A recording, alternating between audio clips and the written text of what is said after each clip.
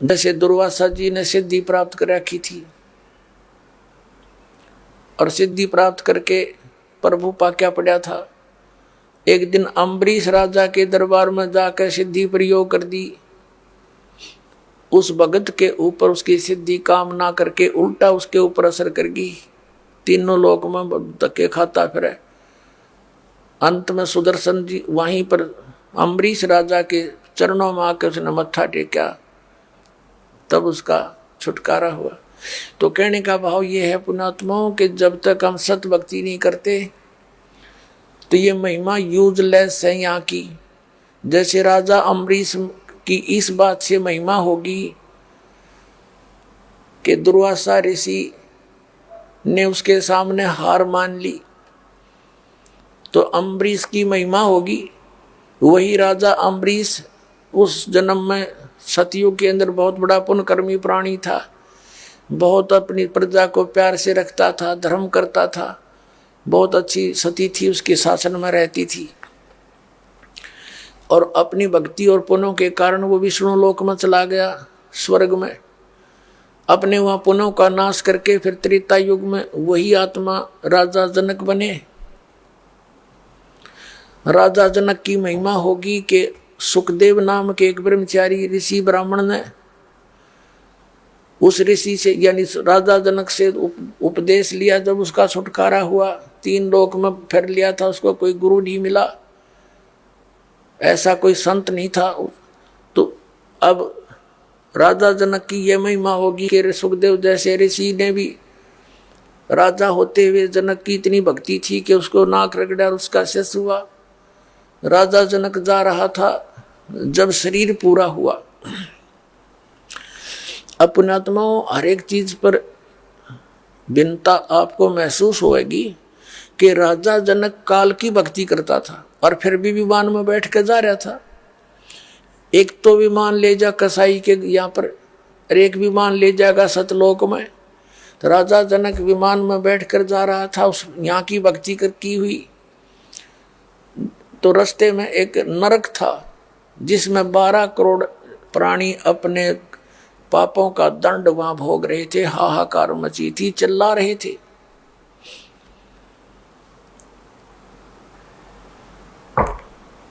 राजा जनक ने दयालु था, न्यायकारी राजा था। राजा जनक ने कहा कि विमान रोको, चालको, और पता करो ये चिल्लाने की आवाज किसकी है और क्या कारण है। तो उनको तो मालूम था, वही बता दिया जी यहाँ पर एक नरक है और नरक में ये आत्माएं जो है अपना किए हुए पाप कर्म का दंड भोग रही हैं, इसलिए चिल्ला रही है। तो राजा जनक ने कहा कि इनको छोड़ दो, छुड़वा दो, मुझसे देखा नहीं जाता। तो साथ आए वे जो पारखत थे यानी भगवान के दूत थे, वो देवदूत थे और विमान चालक थे। उन्होंने कहा राजा यहाँ आपका हुक्म नहीं चलेगा, यहाँ तो धर्मराज का हुक्म चलता है, न्यायाधीश का।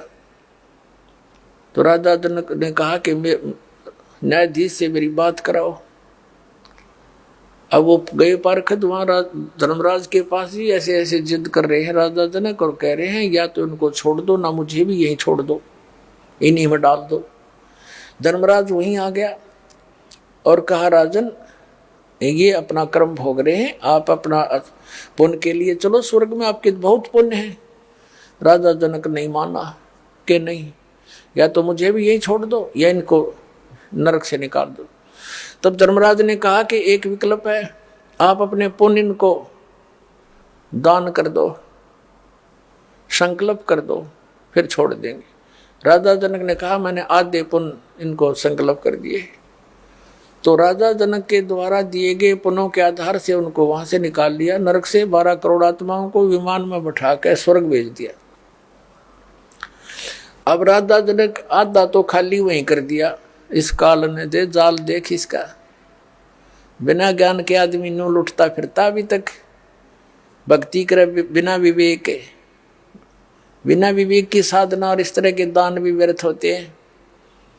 अब दोनों स्वर्ग में चले, वो 12 करोड़ भी और राजा भी जनक भी स्वर्ग में अपना ठाठ से घूमे।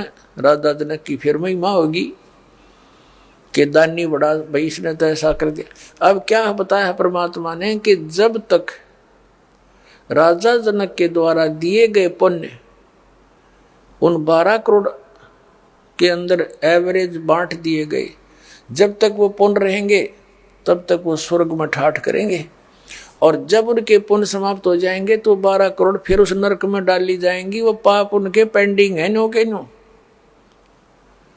और उधर से राजा जनक के आधा खाली करा दिया। फिर वही राजा जनक यानी राजा अम्बरीश वाली आत्मा जो ऐसे यश प्राप्त किए थे, अब कलयुग के अंदर वो श्री नानक देव जी बने हैं। श्री कालू राम मेहता के घर जन्म हुआ और फिर उनका विवाह हुआ, 2 पुत्र प्राप्त हुए। एक सुल्तानपुर के नवाब के यहाँ नौकरी करते थे। पहले तो उनके आप नौकर हुआ करते राजा होते हुए, और स्वयं फिर आप नौकर लग गए वो पुनों को बर्बाद करके।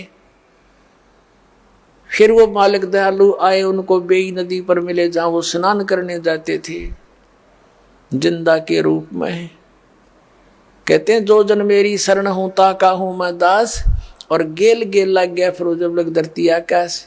राजा अम्बरीश थे तब भी मालिक मिले, परमात्मा से प्रेरणा पाकर उनकी बात को स्वीकार नहीं किया, लेकिन भक्ति पर लग गए दृढ़ता के साथ। और राजा जनक को भी मालिक मिले थे कबीर जी जाके, तब उनको ये ज्ञान हुआ था, लेकिन उनकी बात को स्वीकार नहीं किया।